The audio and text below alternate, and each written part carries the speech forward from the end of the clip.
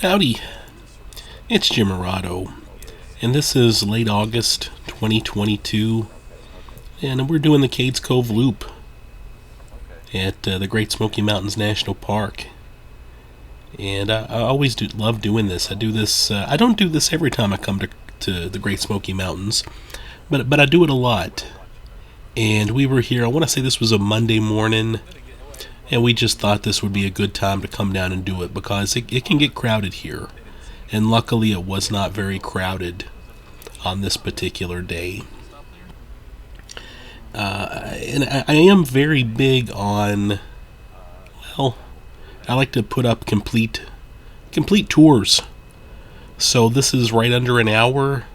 I left my camera running the whole time that we did the loop. So I thought, if you like to just go on a little drive, here you go. I'll probably talk a little bit here and there. I'll probably shut up at times. But I thought this would be worth putting up for, for those people that like to just go on a complete loop with me. And there's some horses over there on the left, and some people stopped to look at those horses. I'm from Lexington, Kentucky, so it's I like horses quite a bit. But we did not pull over to see these horses. I'm sure they were wonderful horses, though. Also, there's if you do this loop, there are, I believe, 18 or 19 stops you can make to see some historic old buildings. We did not stop at any of those. I've done that before, and on this particular day, we hope to come down here and see a bear and just do the loop. But we did not stop at the historic buildings. Maybe something to do on another day. I've done that before. I think I've put up pictures on my blog of those buildings, but yeah, this day we just wanted to do the loop. And as far as bears go, we would end up seeing a bear. I'll put a little bit of that video in here, but I actually just added, if I haven't done it already, I'll post another video of just my bear footage. And because I did end up getting some good video of him, and I'll put up the kind of the complete footage with the best video. I'll put that up separately. But for the most part, I wanted to keep this video just pretty much the Cades Cove Loop.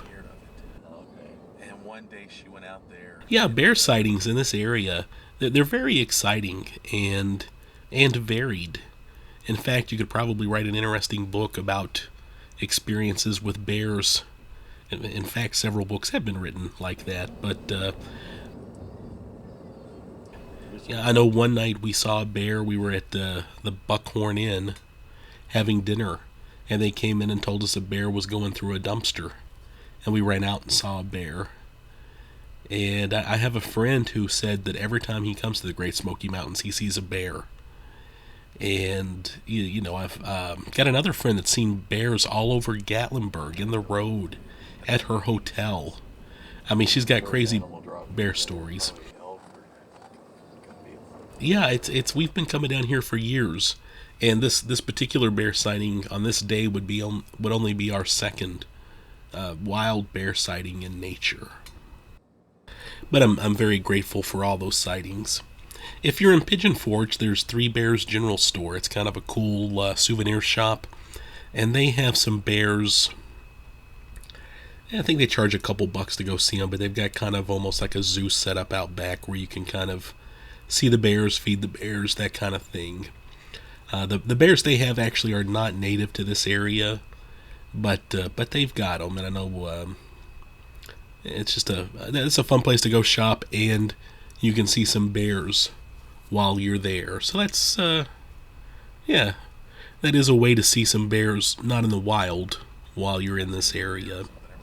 And I like that place because they have some good deals and good prices on your souvenirs to take back home.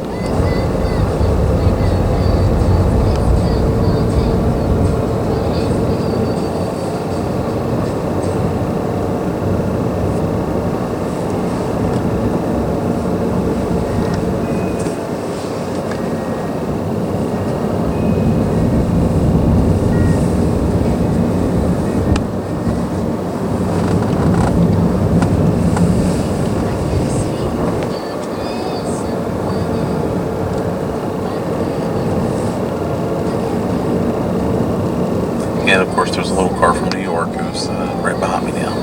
Oh, yeah, of course.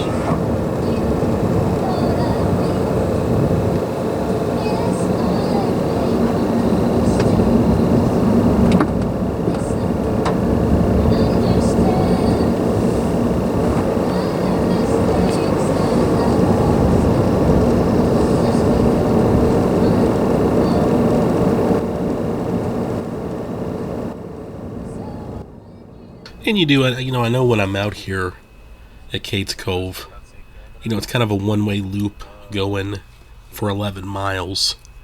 And there's moments, you're out here to see wildlife, you're out here to take your time, and there's always somebody trying to drive through here really fast and get right back on your tail and make you go fast too, and that kills me.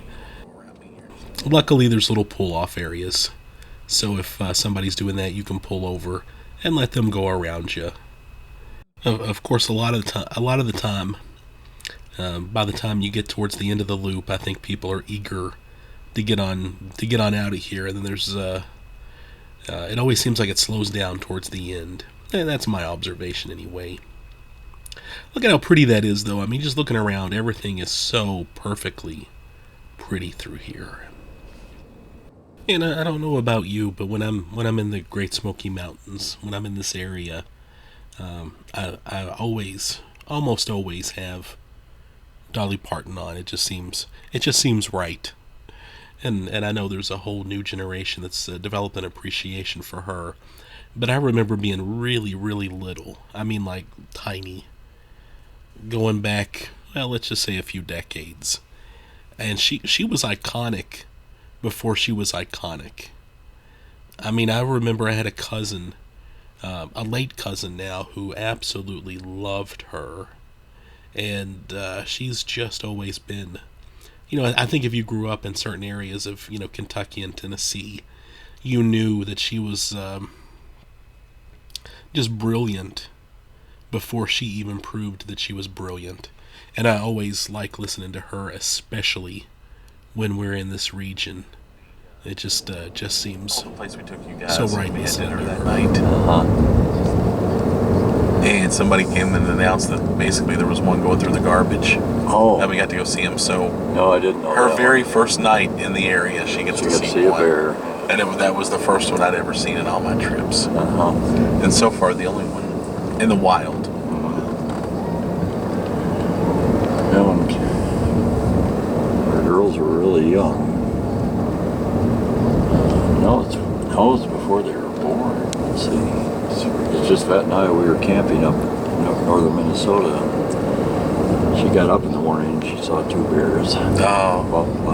They were behind our tent going the other direction. So I never saw them. I think I got a small glimpse of the tail end of one of them, but she saw them both.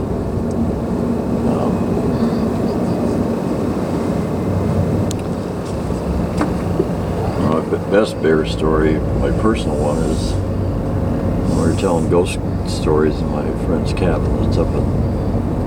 It's now part of Voyager Park. It's on the Canadian border. We were a bunch of his friends. We were in our 20s,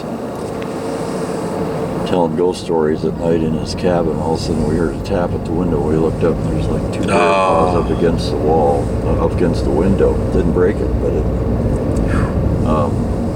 Of course, being the way we were, we immediately ran to the door and ran outside. He was hightailing it through the woods. Oh, that's great. Yeah. It'd be great if you were telling Bigfoot stories, though, instead of ghost stories. Yeah, I know it. Or if it would have been a Bigfoot instead of a bear. Yes. Yeah, and I thought I would play out a little bit of that conversation between me and my pal Mark.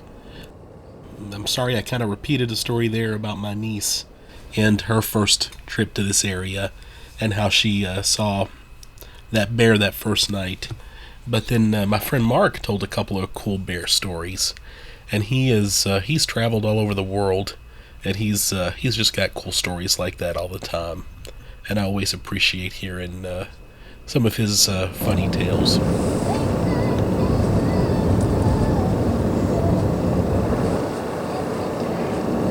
You want to pull off some place you can. I probably will here in a moment. Yeah. That guy was sort of keeping his distance, but I think he's a little antsier than me anyway. Yeah, There we go.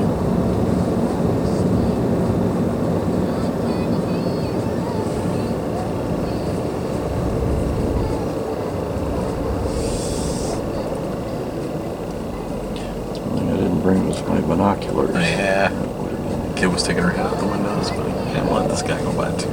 We'll hang out here for a second or two. Sure.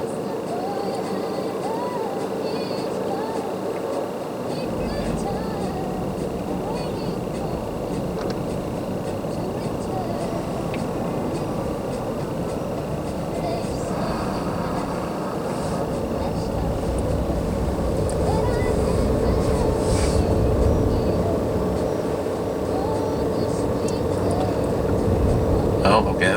Well, I thought maybe he saw something. He stopped kind of Yeah, suddenly, he but then did. kept going. Yeah. Was he looking to the left or right? I couldn't don't know. quite tell. I'll look this way and you look Yeah. that. And well, If it would have been substantial, I think you would have done more than just tap brakes.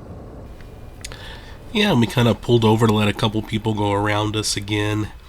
And then you saw the one car kind of slow down for a moment. And then he kept going. And then that can often be a sign that somebody sees something interesting on a drive like this. So, again, I think if he would have seen something interesting, he probably would have done more than just tap his brakes and moved along. If it would have been a bear or something, he would have been there for quite a while. But still, you want to kind of keep your eyes open when that sort of thing happens, and you can kind of check around and see if there's anything interesting to see. My dad, he was a hunter all of his life, and anytime I would have him at a place like this, he just had crazy eagle eyes and could spot things that the rest of us couldn't. And I can't tell you how many road trips I took with him where he would just all of a sudden, point something out that you almost wondered, like, how did he see that? But you get some guys like that. They just have those eyes where they can see things going way back into the woods.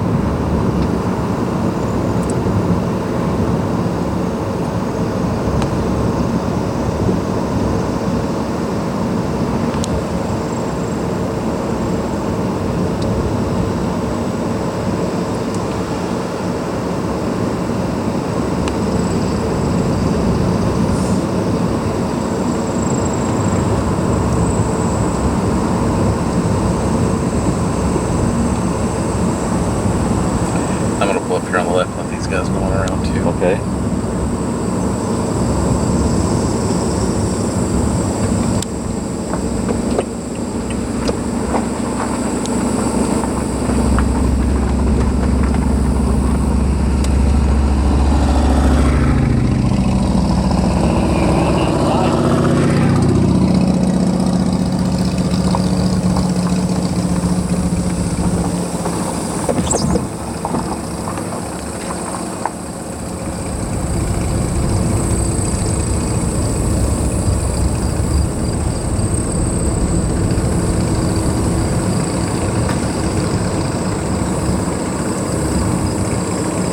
You want to see the Methodist Church? Methodist Church. I'm good. I don't know if there's anything special about it. Look at all the license plates. There's one I can't Yes. tell. Maryland is one of them. The other one I can't tell. Graveyard. Yeah. Interesting. Every single time we go by a graveyard, my dad would tell the same joke. Oh, You know how many people are dead in that graveyard? every last one of them. All of them. Yeah.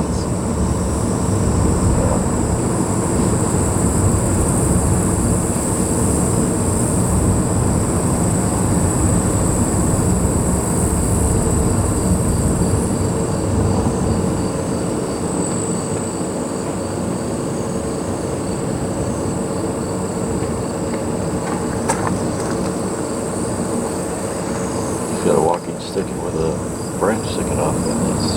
Yeah. Very smart. The upgraded model. Nice. You know, it's actually a pretty nice day here for like the clouds over there. I like the effect. Yeah. Well, it's this area for sure. They seem like an older couple. They were. I don't know where they started their hike, but they're moving. Might have been parked down back there at the Methodist Church, and they're just going down the road a little bit. I guess. Just the other day when we did our hike at Cumberland Gap, we were going up. There's an older couple coming down, and the guy just goes, "Here you go," and he gave me his walking stick. Huh. And it was, it was nothing. Yeah. It was nice, like it had been cleaned up and hadn't been like coated with anything. But I thought this is actually a nice stick. Shortcut. Yeah. We'll pass the shortcut. Yeah, we will. This is gravel. I can do without the dust. Yeah.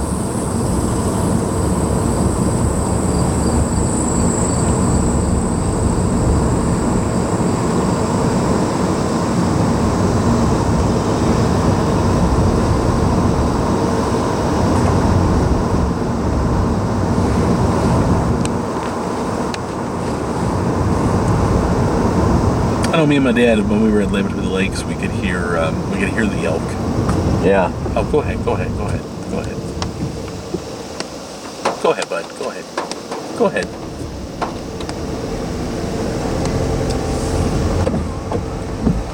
Rich Mountain Road. It's a Baptist church. Yeah. So I guess the fighting happened about halfway between that one and the Methodist church. Yep, probably. Fighting, you mean the battle between the Baptists and the Methodists? Yes. Yeah. Staked out there. Playing.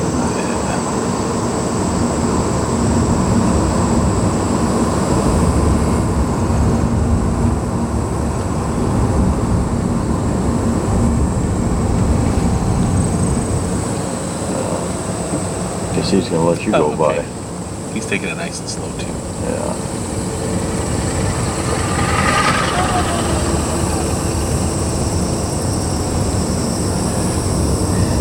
I didn't bring his binoculars. Yeah. I have some, I thought about it, and I thought, well, we won't be doing anything that needs binoculars. A place like this could come in handy.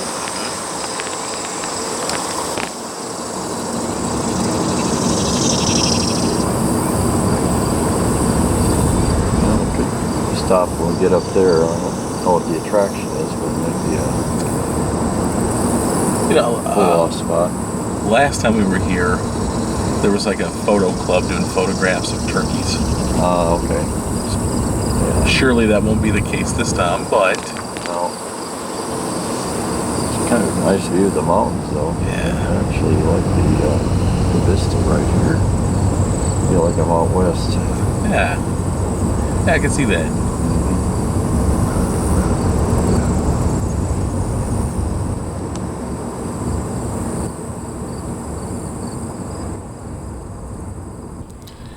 Yeah, and as we kind of move along, we realized there were a few people stopped up here at this little stopping area.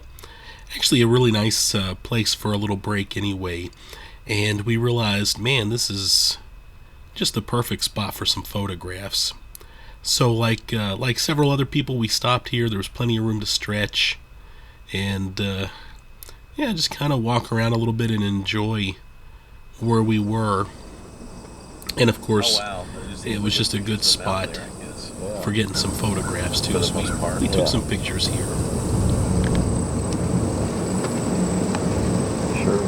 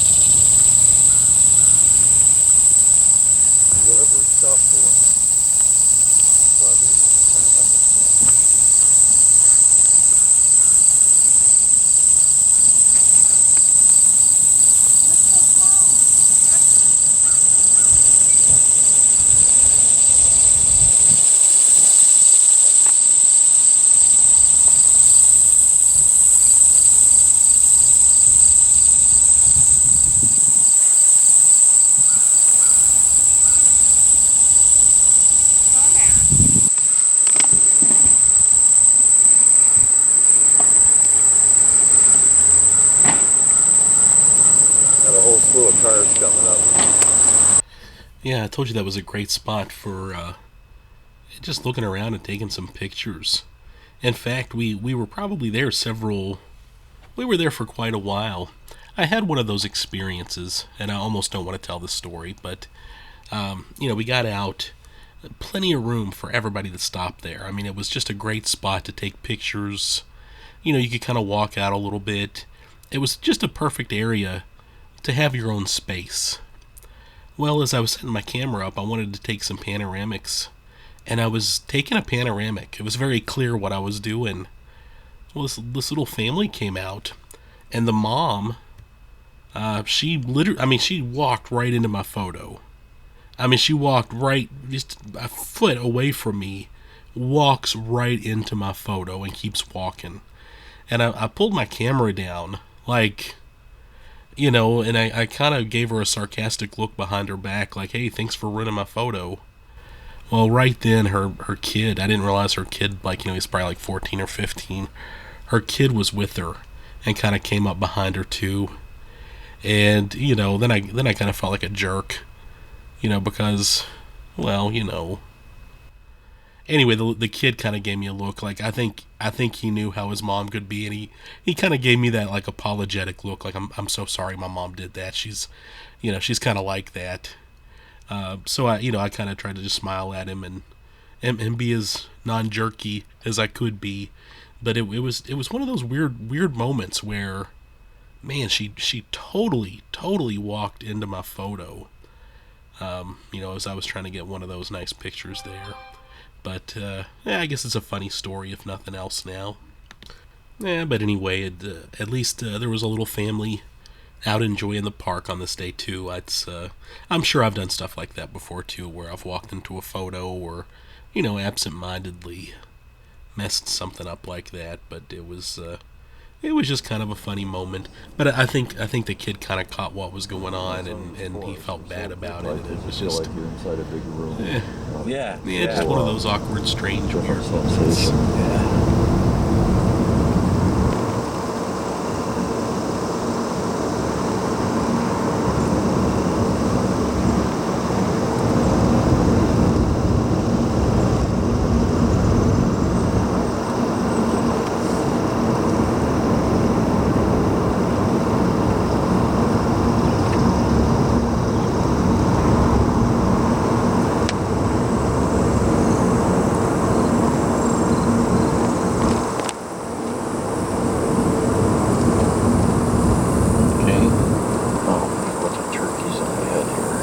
Oh yeah. Yeah.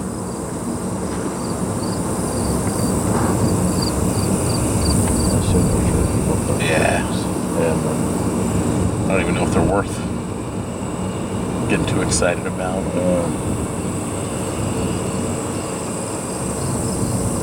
10 years ago, I would have been real excited. I think they'd come back. They used to be kind of that's true. Yeah. scarce.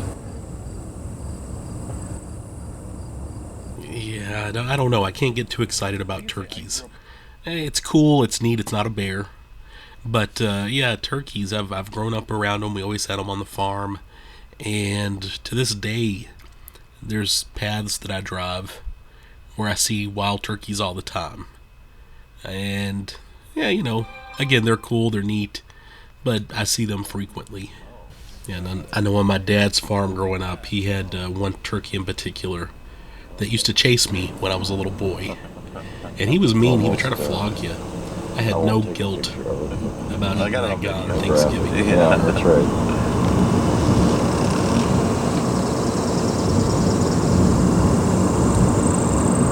Very scenic. Yeah. Enjoy this. I think this is the kind you want to do at about 6 o'clock in the morning or maybe at dusk.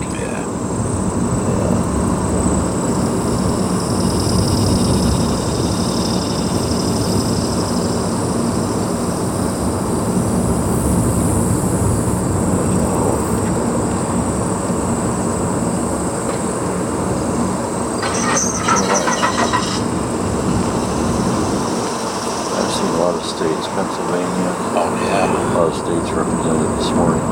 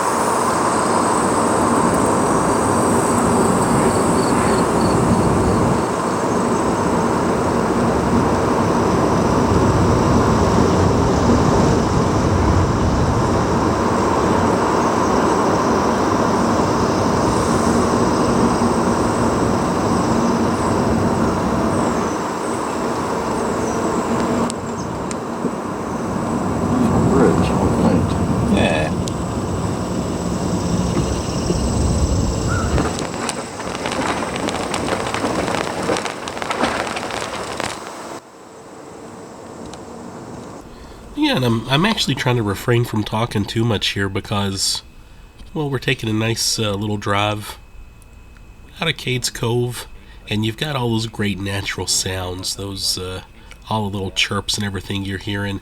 That reminds me a lot of hanging out at my grandparents' house in western Kentucky when I was growing up. Very rural, very secluded. You could always see the stars clearly, and you could always hear those little crickets and cicadas singing their rare and different tune out there. It was always great. And we're getting some of that right now as we're driving around with our windows rolled down, and I'm enjoying that. I wanted to say right now we're about to come up. You're going to see a little bit of a car jam, and we're going to get out of our car, and we're actually going to see a bear. And I've got some of it here on this video, but I've actually posted the full video of it elsewhere on YouTube. Wildlife sighting.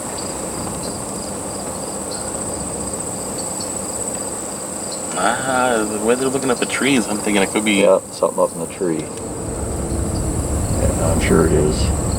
You look and see if you can catch it. Yeah, you can drive on past them if you want, like ahead of Yeah, them. I'm gonna... Okay. I've got my camera on video mode though, Yeah, so okay. let me know if you see it. And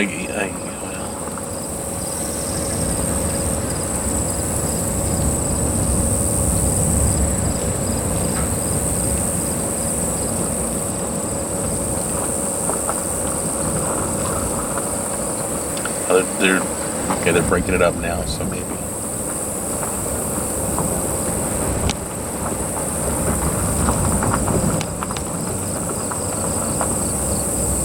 Oh, well, she's describing something climbing. Oh, yeah, if you park, I think I may have seen something. I don't know. I'll get on around them and park up here. Keep your eye where it's at. Yeah, we'll park. There you go. Good. And the other one, every now and then I see a little strip fall, but I don't see him anymore. He was. There was small faces.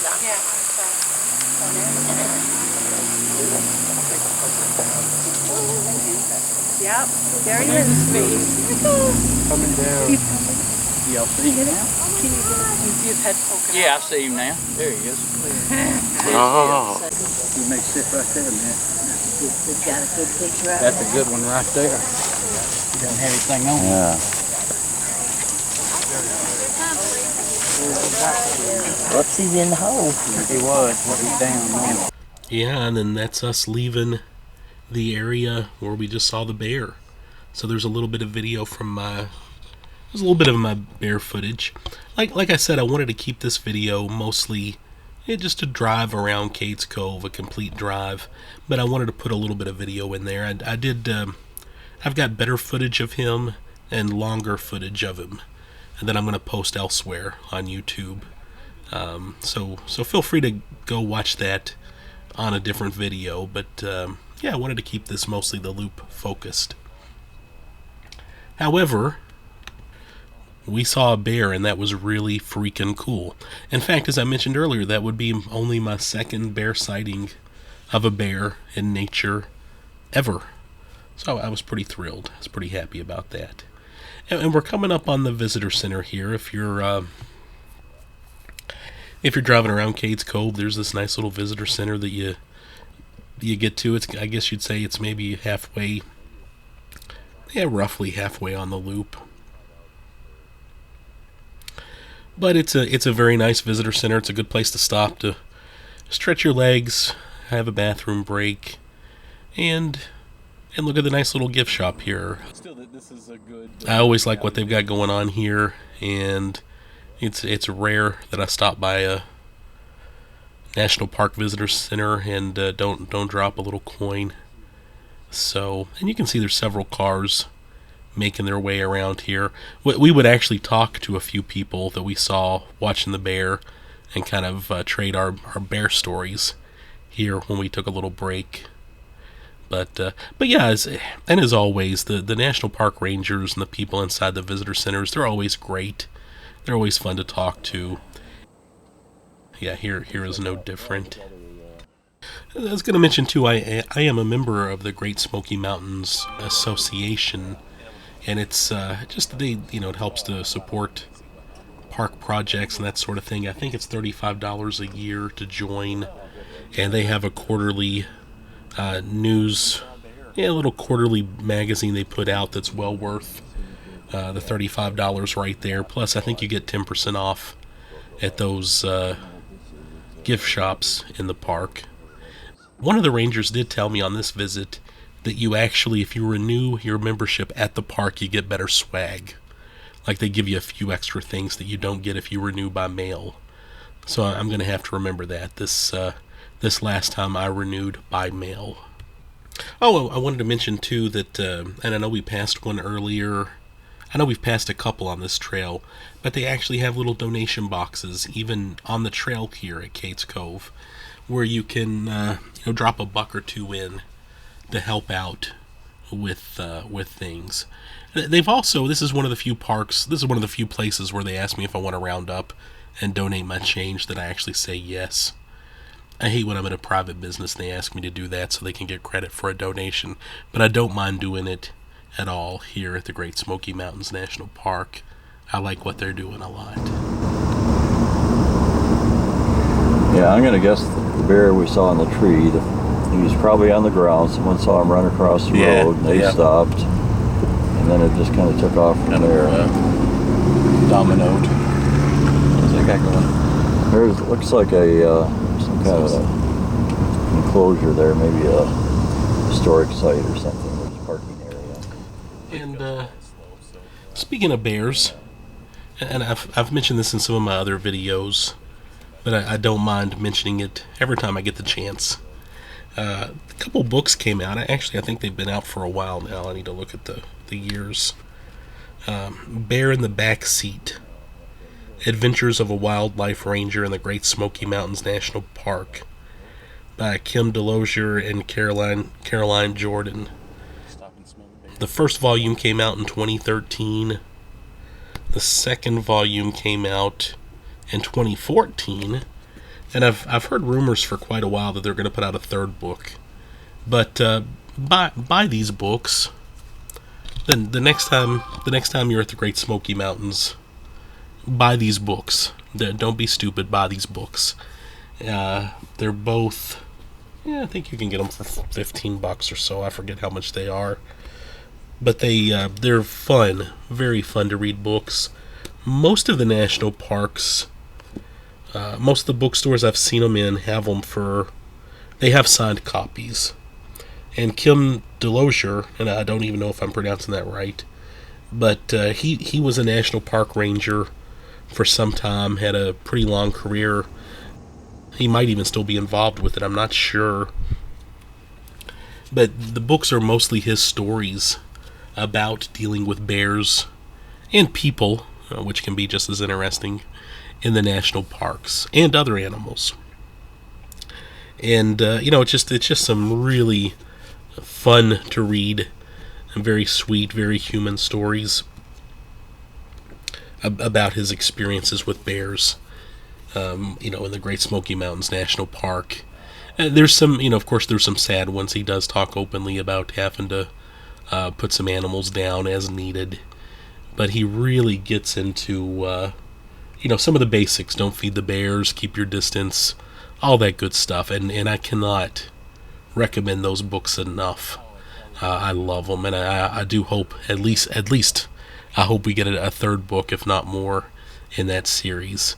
It's just a really well done book. Oh, I wanted to, speaking of bears, I wanted to mention too, unless this has changed in the last year or two and I didn't hear about it. I know as far as fatalities go, there's only been one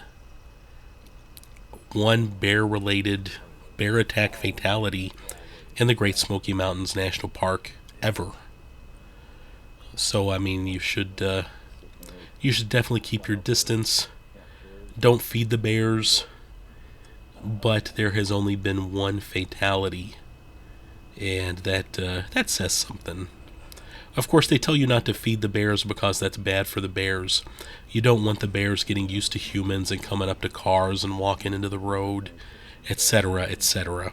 And something that Kim stresses in his book over and over and over again is you don't want bears to be used to and comfortable around humans, because ultimately it can cost them their lives.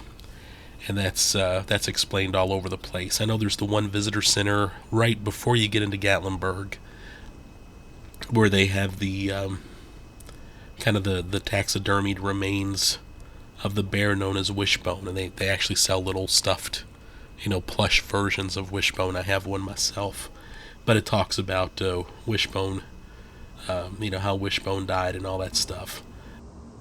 But yeah, you don't want bears getting comfortable around people. I know. As a tourist, as I just demonstrated, as a tourist, when you see bears, you kind of lose your mind a little bit. It's exciting. But anyway, Kim talks a lot in his books about that sort of thing. And while I'm talking about books, as we're driving along, and like I mentioned, the traffic's about to get slow. I assume, as you're driving around the loop here, I think some people might realize maybe they went too fast early on, and maybe they didn't see what they wanted to see, so for the last few miles they really start going slow and trying to look for wildlife. That's a theory. I'm not sure if that's accurate or not. But let me go back. I wanted to mention a few more books about the Great Smoky Mountains that I like a lot.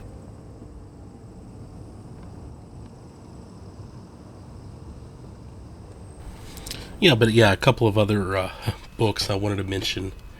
There's an author, actually Dwight McCarter, put out a couple of really interesting books some time ago.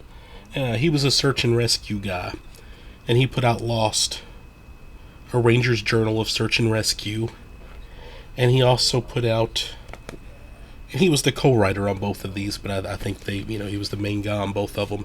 He put out Mayday, Mayday, Aircraft Crashes in the Great Smoky Mountains National Park, 1920 to 2000. And man, these are, I read them a long time ago, but they're both really interesting books, and I enjoyed both of those a lot. And, I can't say enough about those. Kind of like with the Bear in the Backseat books, you've got an actual ranger telling their stories. It doesn't get any more real than that. It's just good, fascinating information. And especially the Mayday, Mayday one. The whole aircraft crash thing. There's still, I don't know if they've been cleaned up now or not, but I believe there are still crash sites you can actually hike to and see where some of those planes still are. And then a couple of other books I wanted to mention. Juanita Baldwin has written some really interesting books on mysteries and disappearances and the unique people of the Great Smoky Mountains.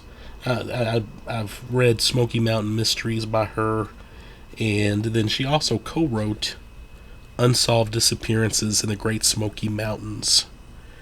True Mysteries of Persons Who Vanished Without a Trace and Other Disappearances. And she wrote that with Esther Grubb. And that might be one of the first books I ever picked up about the Great Smoky Mountains National Park. I want to say they're both maybe 20 years old. They were put out a good while ago, but they're still books that are worth picking up. Because it was when I bought the second.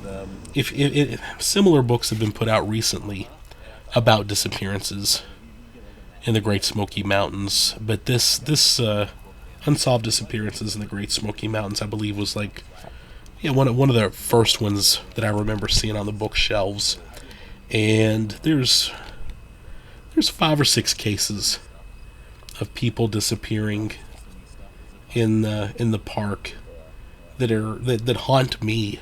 If you read about them, well, they're just very sad and tragic and mysterious. And yeah, of course Dennis Martin. If you're into the national parks and mysteries of the park, he was a little boy that basically, while playing hide and seek, well, actually, I think he was going to jump out and kind of scare his dad, as little boys do. He went and hid behind a bush and then was never seen again. And there was a huge search for him, and no trace of him was ever found. And it's just a very sad story. And then there's a few women and young ladies that disappear from the park that are very strange also. And a couple of well-known crimes are also connected to the park. And yeah, Juanita Baldwin definitely covers them in this book. In fact, you can still find this book a lot, at the park visitor centers and that kind of place. Again, I know there's some newer books that cover this material, plus more material, but you should buy this book, because I think it really covers them in a very easy to read way. It's a quick read, it's an easy read, and it gives the same details. Nothing new has developed in those cases. And I think that's just a great kind of earlier book that came out that gives the info. And of course, she does not speculate too far into left field. There's no mention of Bigfoot committing any of those crimes. But yeah, it's just a good book. And she does go there. She does get into ghost stories and things like that in some of her books, but she doesn't get too crazy with her speculation about disappearances. Yeah, just good work on her part that still holds up. Anyway, I like those books quite a bit, and I thought I would mention those. I thought I would mention, too, while we're so slowly driving through Cades Cove, just a few other little things through here, of course. If you're watching this, you're very familiar with the Great Smoky Mountains National Park. You're familiar with some of the other trails to drive on. You're familiar with Gatlinburg and Pigeon Forge. You're probably familiar with everything, but I thought I would just mention a few things that I really like to do. It's been a couple of decades that my wife and I have been coming down here frequently. And even with all of our time we've spent in Pigeon Forge, we never ever did any of the dinner shows, ever. Up until a few months ago, we did the Pirates Voyage. And that totally blew my mind. I love it. I love it. It's just a good show. It's good food. It's entertaining. It's totally worth the $70 or whatever you pay for it. In fact, my wife and I did it a couple months before this trip, and then I came down here with my buddy Mark on this particular trip, and he and I went and did the Pirates Voyage too, and he loved it. Just really well done. And then we also did the Biblical Times Theater show, and they're doing Peter, the story of Peter, and it's not an over-the-top production like Dolly Parton would put on with the Pirates Voyage, but I would describe it as a much more scrappy theater experience. It still a show. And by the way, those are the same two hikers we saw earlier. So I'm sure that they must stop and get out and hike some, because they sure as heck didn't make it all that way on their own. But I think it's interesting that we saw those same hikers again. But yeah, the Biblical Times Theater, we like that quite a bit too. Much smaller staff, much smaller scale. They have a pretty cool thing where they do kind of a video screen set. They incorporate a video, like a projector, onto a screen, and that's how they do scene changes and stuff. And it was just something cool and different, and I would recommend you see something like that too while you're down in the area, if you're going to be in that Pigeon Forge neck of the woods. However, just to kind of near Cades Cove and stuff, we were driving around, and you've got Townsend, and you've got some other little towns that are just a lot of fun, and scenic, just nice little scenic towns to drive through and all. And wanted to mention one of my favorite stores to go to. which is, I mean, not even near, it's outside of the main drag areas of Pigeon Forge and Gatlinburg. In Weirs Valley, there's the Great Smoky Mountain Outfitters, and I think they've shortened it to GSM Outfitters. It's a small store, but they have lots of camping gear and that kind of thing. They have a cool selection of shirts, stickers, and it's also a coffee shop. And I really, really like what they're doing. It's kind of in a more scenic area than what you might see otherwise, kind of off the beaten trail. And we've gotten to where we like to stop there when we're going to be in the area. And I just like what they're doing. Like I said, they sell, they have a nice selection of kind of novelty, Great Smoky Mountains shirts. And, they're, if you travel a lot and you look at t-shirts, some places use the thin t-shirts and they're not that great. The GSM Outfitters, they have a nicer product at their store. You're not going to get the discount thin shirt kind of crap you might get elsewhere, and I just like them a lot. And they seem like nice people too. And if you get their coffee is good, and they haven't jacked up the prices on it. So yeah, I just wanted to mention them real quick. Did you bring a tent and just camp out over there? Just concerning this whole area. The Great Smoky Mountains National Park, Eastern Tennessee. This is just a jam-packed area. If you're into history and nature, I mean, you just don't get any better than this. And I almost hate to tell this story, but I was thinking about this the other day. Go somewhere totally isolated. My wife and I were staying, this was like a year or two ago, we were staying at our favorite bed and breakfast in this area, Berry Springs Lodge. It's only a mile or two from Dollywood. And really nice bed and breakfast. If you should look them up too. It's just a nice place to stay. But we were having breakfast one morning, and there was a couple beside us. I believe they were from Iowa. And we started talking to them. And they mentioned that they were going to take 2 weeks to explore Kentucky and Tennessee. And the more they thought about it, and the more that they looked at the traveler guides and the travel books and that kind of thing, they realized their time would be better spent spending 2 weeks in Tennessee and forgetting about Kentucky, for the moment anyway. And, again, as a proud Kentuckian, my heart kind of broke to hear that. I mean, that's kind of sad. But also, I got it. I mean, I understand. Tennessee, man, is just so packed. And, yeah, I mean, there's just a lot to do. And forget Nashville and Memphis on the other side of the state. I mean, there is just so much going on here, especially if you're a road tripper, if you like to get in your car and drive. This is just such a perfect area. And even the bigger cities, Knoxville, that's not, Knoxville, you've got Knoxville and Chattanooga. They're not crazy big cities comparable to, Atlanta and some other towns. It's they're very manageable big cities, but you've got a ton of great little towns. You've got the Great Smoky Mountains National Park, where you can drive around Cades Cove at 20 miles an hour. There's just so much to do, especially in eastern Tennessee. And, I mean, it kind of blows my mind. I think of, Greenville, Dandridge, Oak Ridge. There's so many little towns that, are really almost not even on the map, that you get there and you're like, man, they're just jam-packed with history.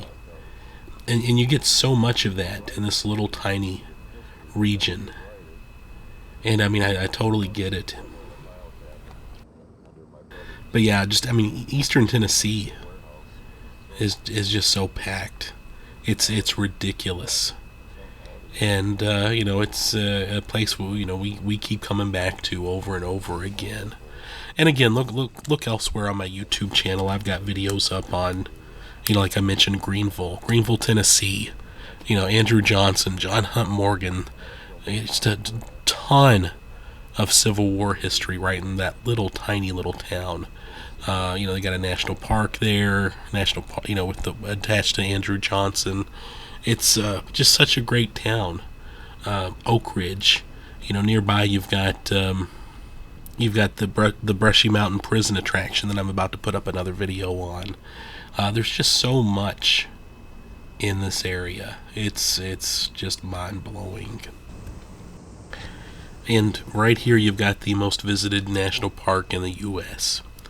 And I did hear, I keep hearing rumblings about they're going to start charging, I think, a $15 parking permit kind of thing for cars to park while they're in the park. And that's a bit of a controversial thing in its own. Depending on what source you hear. I've always heard that when they took over the land to make the Great Smoky Mountains National Park, they said they would never charge an entrance fee, but they're sort of getting around it by selling a parking pass, and that's supposed to happen in the near future. I don't know a ton about it, but I'm curious to see how that turns out. But I think a lot of that's just a product of the park getting so crowded, and there being so many people coming through. They've got to do something. But yeah, I'll be curious to hear how that all unfolds. Yeah, so anyway, just some thoughts. I wanted to say real quick too, while I'm thinking about it, with the World Wide Web and that kind of thing, it's possible to listen to radio stations in your favorite towns. And I do that a lot. I've got towns that I love a lot, and I like to find a radio station that's very local and has a local feel to it. And for, again, relating to this area, I've been listening to, it's 105.5, I forget the call letters, but it's Steve and Jay in the morning, the redneck and the red coat. And I like what they're doing, and they're always talking about things going on in Gatlinburg and Pigeon Forge and the Great Smoky Mountains National Park.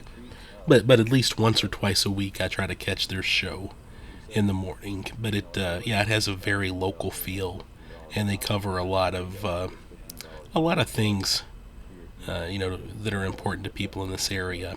And I've heard them cover a lot of the information about the parks. And I know when there have been the fires, when you've had the couple of fires that have affected this area over the last few years, it's that's been my station to listen to get my information. And I appreciate what they're doing. Yeah, and actually, as I look at the time on this video, I thought this was actually a little bit under an hour, but it looks like this one's clocking in right at an hour. So if you've watched this entire thing till now, God bless you, thank you. I'm glad you have nothing better to do, and I hope you've enjoyed this. I sincerely do. If you watched to this point, and I doubt anyone will, to be honest, but if you have, thank you. And let me know what you think. If you've got any Cades Cove stories, or seeing a bear in the Great Smoky Mountains National Park, let me know. If you have a favorite book about the national parks, let me know. Or if you've read Bear in the Backseat or one of the other books I mentioned, I'd sure like to hear from you. Yeah, just drop me a line or comment. But I'd like to know what you think, what you thought. If you have any cool stories about the Great Smoky Mountains, I'd love to hear from you too, just in general. This is, we're in Lexington. It's about a little bit over a 3-hour drive, I guess, to get down here. And it's a great getaway. I have friends that do this. They'll do this on a weekend trip. I like to do it on a 3-4 day weekend trip. Just a day or two is not enough. And speaking of the crowds, I like to get down here during the week, or just not on exactly the weekend. It's a much more manageable area if you're here on a Tuesday or a Wednesday than if you're here on a Friday, Saturday kind of schedule.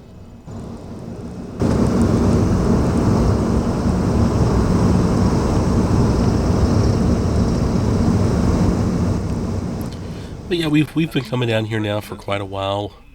For the last couple of decades, ever since we've lived in Lexington, this has really become our yeah, kind of go-to place to get away.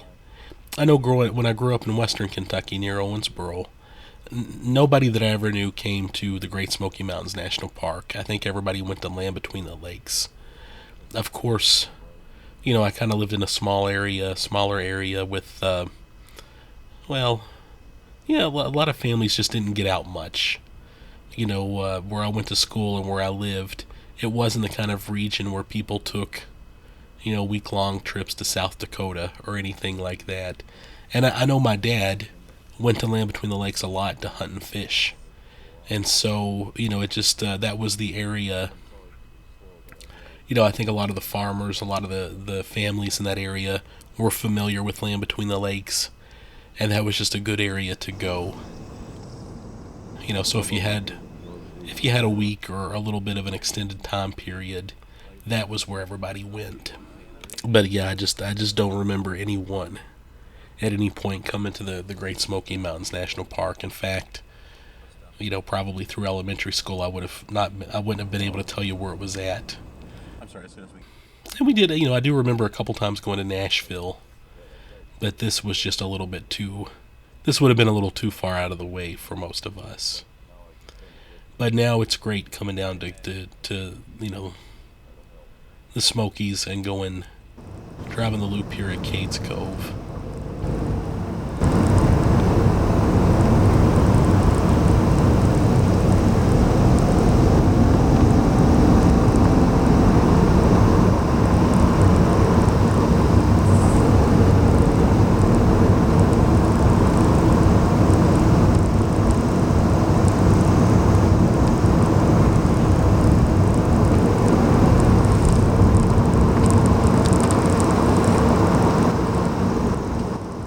Yeah, anyway, like I said, we're coming up. We're about to the end of the loop. We're going to come up. There's going to be a stop sign ahead of us. You can take a right and head towards the campground, or take a left and kind of head out of the area. And we're going to take a left and get on out of here. We actually would stop at Great Smoky Mountain Outfitters later on this particular day. And then we got out of this area, but we saw our bear, and we had a nice little drive through Cades Cove, and I look forward to getting down here again. I've mentioned before too that the more I come down here, the more I want to see of the park, and the less that I want to see of the Gatlinburg and the Pigeon Forge. How do you feel about that? If you've got any thoughts, let me know. I know I was talking to a lady the other day who said she loves Gatlinburg and Pigeon Forge because it keeps the crowds away from her favorite hiking trails, and I thought that was kind of funny. But yeah, if you have any thoughts on that, let me know. If you come down here and do one or the other, I'd like to hear from you. Or if you're like me, if you like to do a little bit of both, I'd like to hear from you too. And I know we've come down here and done one or the other, or both. I mean, there have been trips where we came down and just did the park, or just did Gatlinburg. So, and I know when I was into baseball, I used to come down and see the Tennessee Smokies, and that would be a whole trip. But haven't done that in a while. I know that they're moving here before too long. But anyway, yeah. So there we did. We completed the loop. So again, if you stayed with me this whole time, thank you. I appreciate that. And yeah, thanks.